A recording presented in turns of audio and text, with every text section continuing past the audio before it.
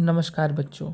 आज हम class 12th math NCERT chapter 8 समाकलनों का अनुप्रयोग सीखेंगे। बच्चों, बचपन में हमने त्रिभुज, वृत्त, वर्ग और आयत का क्षेत्रफल देखा था, लेकिन हमने किसी वक्र के अंडर और अक्षों के द्वारा घिरे हुए क्षेत्र का क्षेत्रफल निकालना नहीं सीखा। और क्लास 12th में हम इसी के बारे में देखते हैं। ये हमारे पास y बराबर fx कोई फंक्शन था, कोई कर्व का समीकरण है। इसके अंडर ये जो जगह आती है, इसका क्षेत्रफल निकालना हम सीखेंगे। बच्चों, यह इसके लिए कोई सूत्र तो स्थापित नहीं, लेकिन हम समाकलनों का प्रयोग करके यानी एक टेक्निक लगाकर हम इसका क्षेत्रफल निकालते हैं।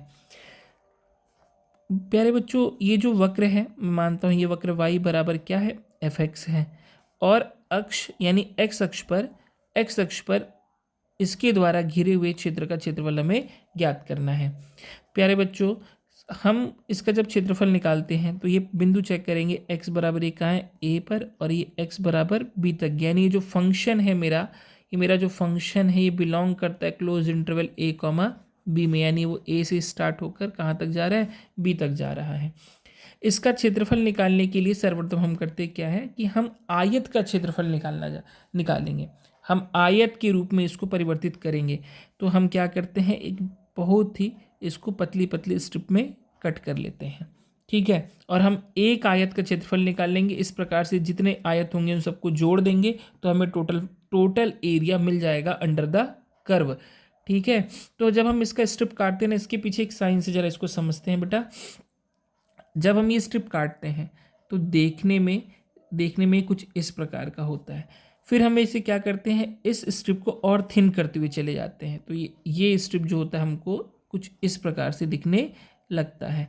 बेटा, जितना ज़्यादा हम थिन करेंगे उतनी ही ये जो लाइन है जो थोड़ी सी कर्व जैसी है वो कैसी होती जाएगी, स्ट्रेट होती जाएगी, ठीक है।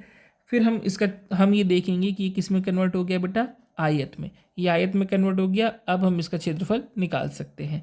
अच्छा, ये आयत है तो इसकी लंबाई कैसे प्राप्त करेंगे, हम इसकी लंबाई फलन से प्राप्त करते हैं। यानी जो फलन होता है वही हमें क्या देता है बेटा, इसकी लंबाई देता है। और चौड़ाई, ये जो चौड़ाई है वो कैसे प्राप्त होगी, चूंकि ये x अक्ष पर है, x अक्ष पर, तो उसी का एक स्मॉल एलिमेंट यानी इसको हम रिप्रेजेंट करेंगे dx से।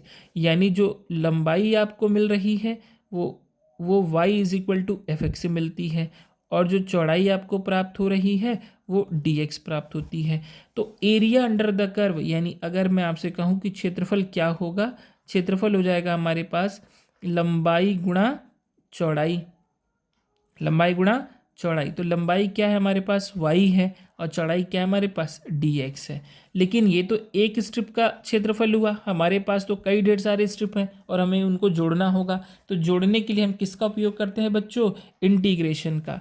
यानी अगर मुझे क्षेत्रफल निकालना है, तो मैं इसको जोड़ूंगा, लेकिन कहाँ से कहाँ तक, a से लेकर कहाँ तक, b तक, a से लेकर b तक। तो मुझे जोड़ना है, नहीं समाकलन करना है a से लेकर b तक, किसका, y dx का। यानी अगर हमें एरिया ऑफ अंडर कर्व निकालना होगा तो बेटा हम इस प्रकार से निकाल सकेंगे, ठीक है।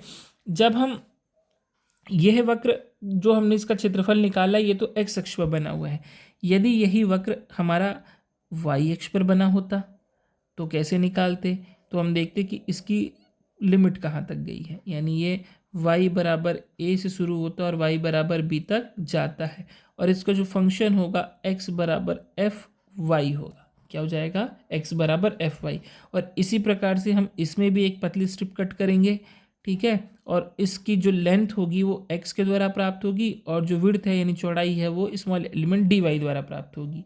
तो इसका जो क्षेत्रफल बनेगा बेटा, जो क्षेत्रफल बन रहा है वो इंटीग्रेशन a से लेकर कहाँ तक जाता है, b तक।